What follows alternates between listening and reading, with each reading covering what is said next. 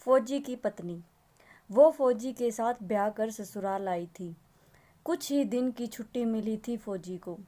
फौजी जानता था कि छुट्टी खत्म होने के बाद कई महीने विरह की आग में जलना पड़ेगा, उसे भी और उसकी पत्नी को भी। लेकिन विरह की घड़ी कुछ ज़्यादा ही जल्दी आ गई। छुट्टियां रद्द कर दी गई थी। कारगिल में जंग शुरू हो चुकी थी। 10 दिन पहले ही आने का बुलावा आ गया। फौजी की पत्नी के चेहरे पर मायूसी साफ दिख रही थी। उसके नैनों की चंचलता खो गई थी। भरे सागर जैसी गहरी आंखों से पानी बस बांध तोड़कर बहने को तैयार था। फौजी ने अपनी पत्नी को आलिंगन बंद किया और बोला, फौजी से ब्याह किया है तूने तो मन को मजबूत तो करना ही पड़ेगा। बस तेरा पति ही नहीं हूँ, अपनी प्लाटून का सिपाही हूँ और भारत माँ का बेटा भी हूँ मैं। आंसू मत बहाना, क्योंकि जब फौजियों की बीवियों की आंखों से आंसू बहते हैं तो वो देश उजाड़ जाते हैं। उसकी पत्नी ने अपने मनोभावों को नियंत्रित करते हुए कहा, जानती हूँ ज़्यादा हक तो माँ और प्लाटून का ही है आप पर, ये दुराहत तो सहना ही पड़ेगा। फौजी ने बाहों का कसाव मजबूत करते हुआ, कैसी बात कर रही है, सबकी मांगों के सिंदूर सलामत रहें। भैया दूज पर किसी बहन के आंखों में आंसू ना हो और होली पर हर माँ खुशी से व्रत रखे, बस इसीलिए ही तो फौजी सीमा पर खड़ा होता है। फौजी की पत्नी के चेहरे पर एक मुस्कान फैल गई और वो बोली, जानती हूँ और इसका अभिमान भी है फौजी, आगे भी मान रखूंगी। फौजी ने अपनी आंखों में याचना के भाव लाते हुए कहा, कल जब मैं जाऊं तो तू मुझे दुल्हन की तरह सजकर विदा करना। वैसे भी अभी तो तू नई नवेली दुल्हन ही है। उसकी पत्नी की मुस्कुराहट में प्रेम से भरी स्वीकृति थी। फौजी को विदा करने के लिए उसकी पत्नी ने 16 श्रृंगार किया। आज वो उस दिन से भी ज़्यादा सुंदर लग रही थी जब वो दुल्हन बनकर फेरों की वेदी पर आई थी। फौजी ने चुटकी ली, मुझे नहीं पता था तू बनाव श्रृंगार में इतनी माहिर है। आज तुझे देखकर लग रहा है कि तुझसे सुंदर कुछ नहीं। फौजी की पत्नी ने भी चुटकी ली। कहीं फौजी का मन तो नहीं डोल रहा, अपनी प्लाटून से दगा करने की तो नहीं सोच रहा। फौजी नारी, ऐसा तो ये मन है ही ना, प्लाटून से दगा तो ना हो पाएगी। फौजी की पत्नी ने कहा, एक बार जीत कर आ जाओ। अपने फौजी का स्वागत आज से भी ज़्यादा सुंदर श्रृंगार करके करेगी तेरी पत्नी, ऐसा श्रृंगार जैसा किसी ने कभी न किया होगा। फौजी ने आश्चर्य से कहा, इससे भी ज़्यादा सुंदर हो सकता है कुछ?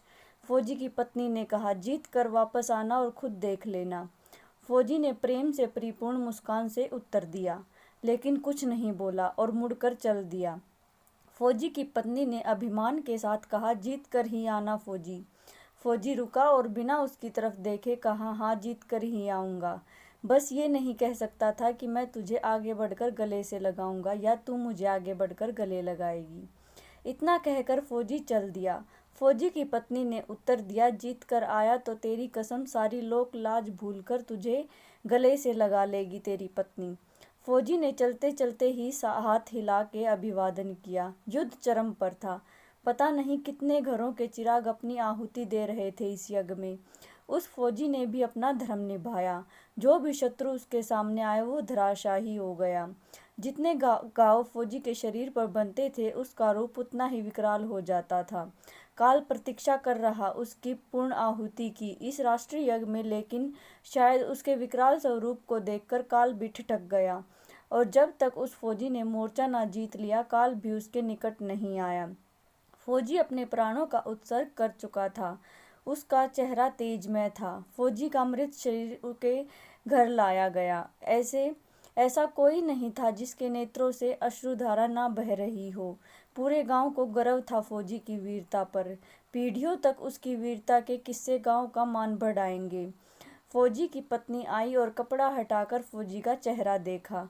चेहरे पर कुछ लगा था। उसने उसे हटाया और दोनों हाथों से बलैया लेते हुए बोली, कितनी सजती है वर्दी मेरे फौजी पर, किसी की नज़र ना लगे। फिर उसने फौजी के शरीर को अपने अंक में ले लिया। तभी एक हवा का झोंका आया और उसके कानों में फौजी की आवाज़ सुनाई दी, एक वादा तो निभा दिया और दूसरा नहीं निभाया तूने। बोल रही थी कि ऐसा श्रृंगार करेगी जैसा किसी ने ना किया होगा, लेकिन तूने तो ना लाली लगाई ना सिंदूर। फौजी की पत्नी ने तनुक तुनक कर उत्तर दिया। जा नहीं करती श्रृंगार फौजी, दुराहत कर गया ना मेरे साथ, बस माँ से ही प्यार था तुझे।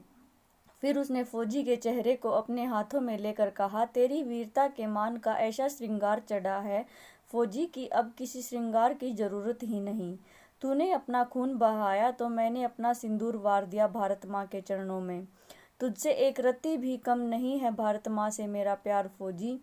फौजी की पत्नी के चेहरे पर स्वाभिमान का तेज बिखर रहा था। एक भी आंसू नहीं था उसकी आंखों में। वो सौंदर्य की अप्रतिम प्रतिमा लग रही थी। रति और कामदेव भी ऐसा श्रृंगार नहीं कर सकते जैसा श्रृंगार उस फौजी के प्रति उसके प्रेम के अभिमान ने किया था। इस कहानी के लेखक सतीश भारद्वाज हैं।